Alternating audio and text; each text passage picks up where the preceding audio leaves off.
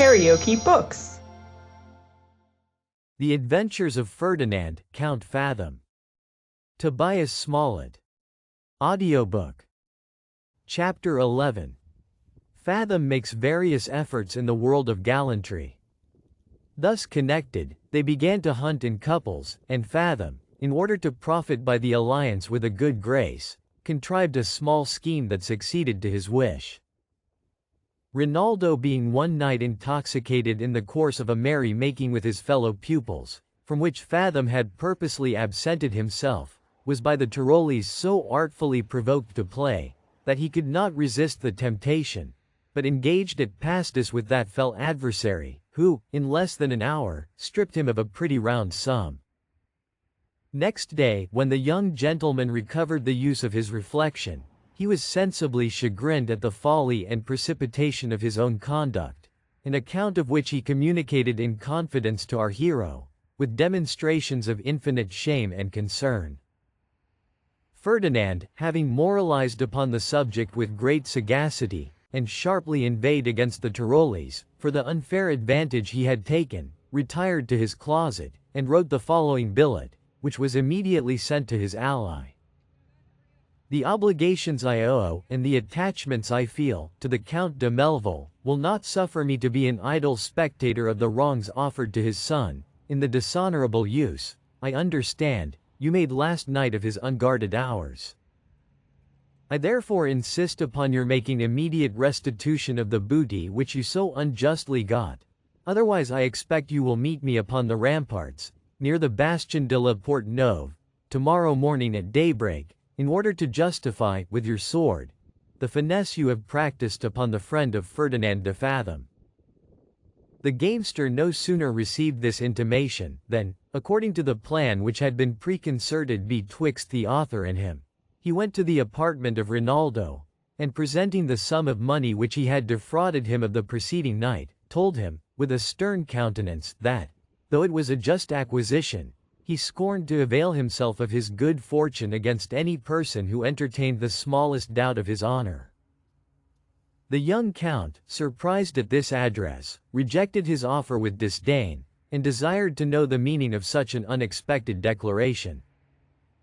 Upon which, the other produced Ferdinand's billet, and threatened, in very high terms, to meet the stripling according to his invitation, and chastise him severely for his presumption. The consequence of this explanation is obvious.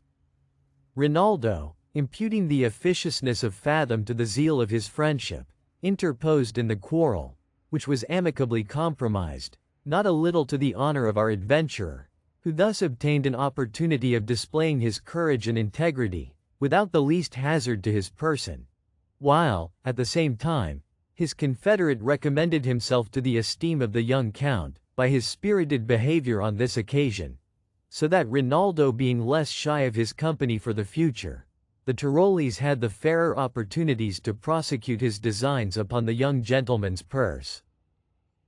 It would be almost superfluous to say, that these were not neglected.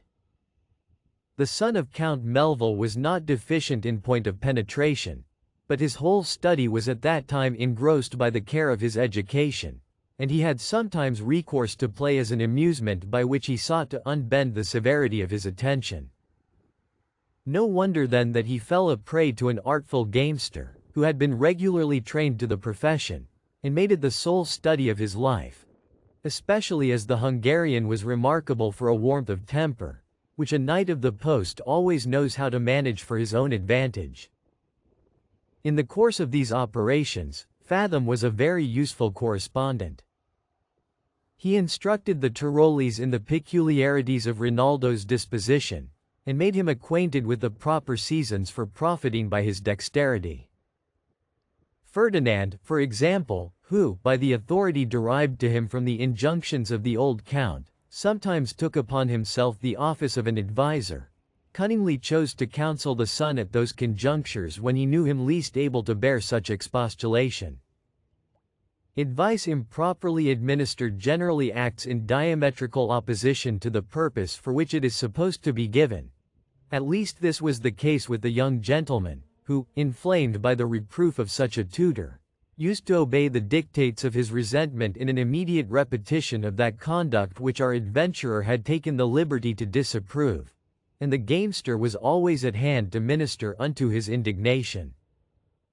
By these means he was disencumbered of divers considerable remittances, with which his father cheerfully supplied him, on the supposition that they were spent with taste and liberality, under the direction of our adventurer.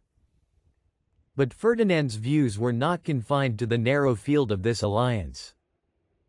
He attempted divers enterprises in the world of gallantry, conscious of his own personal qualifications, and never doubting that he could insinuate himself into the good graces of some married lady about court, or lay an opulent dowager under contribution. But he met with an obstacle in his endeavors of this kind, which all his art was unable to surmount. This was no other than the obscurity of his birth, and the want of a title, without which no person in that country lays claim to the privileges of a gentleman. Had he foreseen this inconvenience, he might have made shift to obviate the consequences, by obtaining permission to appear in the character of the Count's kinsman, though, in all probability, such an expedient would not have been extremely agreeable to the old gentleman, who was very tenacious of the honor of his family. Nevertheless, his generosity might have been prevailed upon to indulge Fathom with such a pretext, in consideration of the youth's supposed attachment, and the obligations for which he deemed himself indebted to his deceased mother. True it is, Ferdinand, upon his first arrival at Vienna, had been admitted into fashionable company, on the footing of Rinaldo's companion, because nobody suspected the defect of his pedigree. And even after a report had been circulated to the prejudice of his extraction, by the industry of a lackey who attended the young count, there were not wanting many young people of distinction who still favored him with their countenance and correspondence. But he was no longer invited to private families, in which only he could expect to profit by his address among the ladies, and had the mortification of finding himself frequently accepted from parties which were expressly calculated for the entertainment of the young count. Luckily, his spirit was so pliant as to sustain these slights without being much dejected.